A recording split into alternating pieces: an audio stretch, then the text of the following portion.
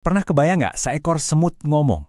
Dan bukan sekedar ngomong, tapi ngasih perintah militer yang super strategis ke seluruh koloninya. Kedengarannya aneh ya, tapi justru dari situlah kita akan mulai pembahasan kita kali ini, menyelami salah satu surah paling sinematik di Al-Quran, yaitu surah An-Naml. Coba bayangin deh situasinya, ada pasukan raksasa lagi berbaris, dan tiba-tiba muncul peringatan ini.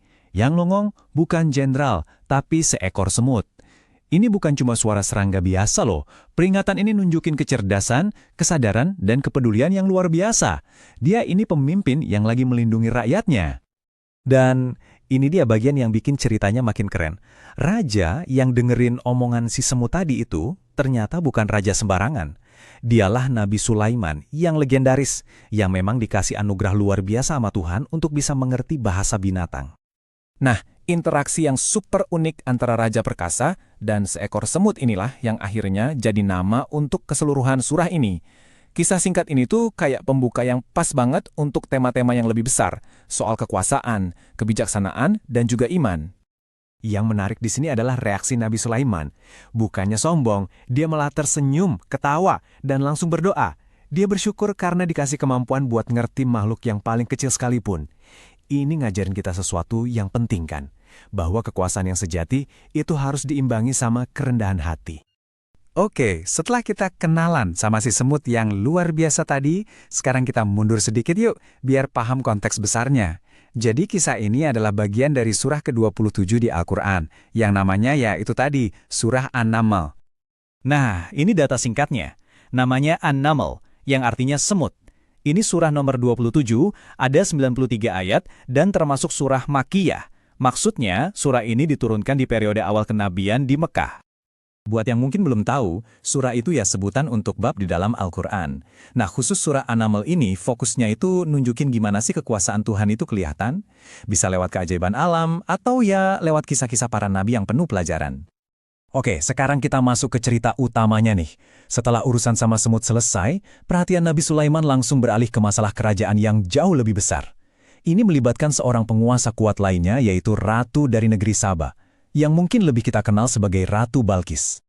Ceritanya dimulai dengan cara yang unik banget. Jadi, salah satu prajurit Nabi Sulaiman, yaitu seekor burung hudhud, tiba-tiba nggak nongol pas absen. Pas balik, dia bawa laporan intelijen yang super penting, yang bakal mengubah nasib dua kerajaan besar. Laporan si hudhud ini to the point banget. Dia bilang, aku nemu sebuah kerajaan makmur yang dipimpin seorang ratu hebat, tapi ada satu masalah besar. Dari sudut pandang Nabi Sulaiman, masalahnya adalah mereka menyembah matahari. Nah, disinilah konflik utamanya dimulai, antara tauhid, keyakinan pada satu Tuhan, melawan penyembahan berhala. Di sini kita lihat ada dua gaya kepemimpinan yang beda banget. Nabi Sulaiman, dengan misinya dari Tuhan, langsung ke intinya. Dia minta mereka tunduk pada Tuhan yang Esa. Sementara itu, sang ratu, yang jago diplomasi, pendekatannya lebih hati-hati. Dia pengen tahu dulu, ini orang siapa sih sebenarnya? Strategi ratu ini cerdas banget. Pertama, dia ngajak rapat para penasihatnya. Terus, dia mutusin buat ngirim hadiah yang super mewah. Tujuannya bukan cuma buat nunjukin niat baik loh, ini tuh tes. Dia pengen lihat, Raja Sulaiman ini tipe yang gila harta atau ada agenda lain yang lebih besar. Dan jawaban Nabi Sulaiman tegas dan kena banget. Hadiahnya ditolak mentah-mentah. Pesannya jelas banget, harta yang Tuhan kasih ke aku jauh lebih baik dari apapun yang bisa kamu kasih. Aku nggak tertarik sama emasmu, aku tertarik sama imanmu.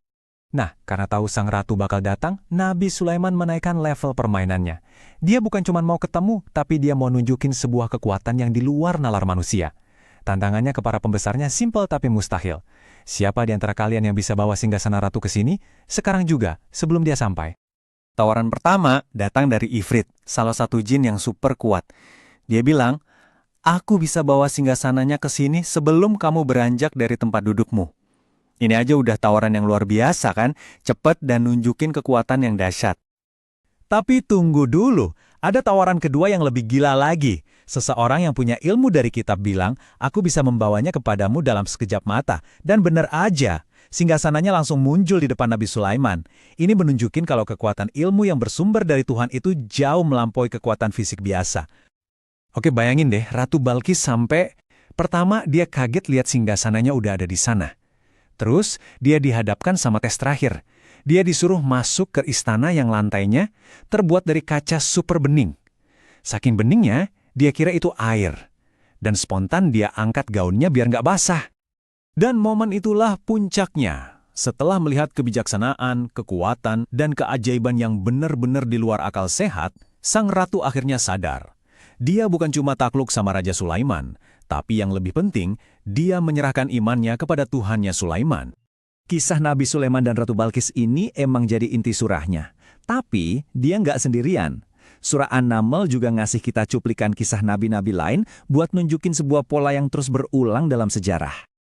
Kita dapat kilasan cerita Nabi Musa di semak yang terbakar. Terus ada Nabi Soleh dengan kaumnya, Thamud. Ada juga Nabi Lut yang ingetin kaumnya. Semua ceritanya punya pola yang mirip. Seorang nabi datang bawa kebenaran, ada yang nolak, dan akhirnya ada konsekuensi dari pilihan mereka itu. Jadi, setelah semua kisah ini, dari semut, raja, ratu, sampai para nabi, apa sih sebenarnya pesan utama dari surah An-Naml? Sederhananya, ini semua tentang gimana caranya kita mengenali tanda-tanda kebesaran Tuhan di sekitar kita. Surah ini kemudian ngajak kita mikir lewat serangkaian pertanyaan yang kuat banget, kayak, siapa sih yang menciptakan langit dan bumi? Siapa yang nurunin hujan buat numbuhin kebun-kebun yang indah? Pertanyaan-pertanyaan ini seolah-olah nyuruh kita buat berhenti sejenak dan melihat keajaiban dalam hal-hal yang mungkin kita anggap biasa aja, sebagai bukti adanya Sang Pencipta. Dan semua itu terangkum dalam 93 ayat di surah ini. Semuanya nyambung. Dari semut yang ngomong sampai singgasana yang pindah dalam sekejap mata, semuanya ngebangun satu pesan utama. Ayo buka mata kita, lihat tanda-tanda kekuasaan dan kebijaksanaan Tuhan yang ada di mana-mana. Ini semua akhirnya membawa kita ke sebuah pertanyaan buat direnungkan. Kalau di dalam surah ini dunianya penuh keajaiban yang bisa dilihat sama mereka yang mau membuka mata, jangan-jangan dunia kita sekarang juga sama? Jangan-jangan kita juga dikelilingi tanda-tanda serupa? Pertanyaannya, apakah kita cukup peka untuk menyadarinya?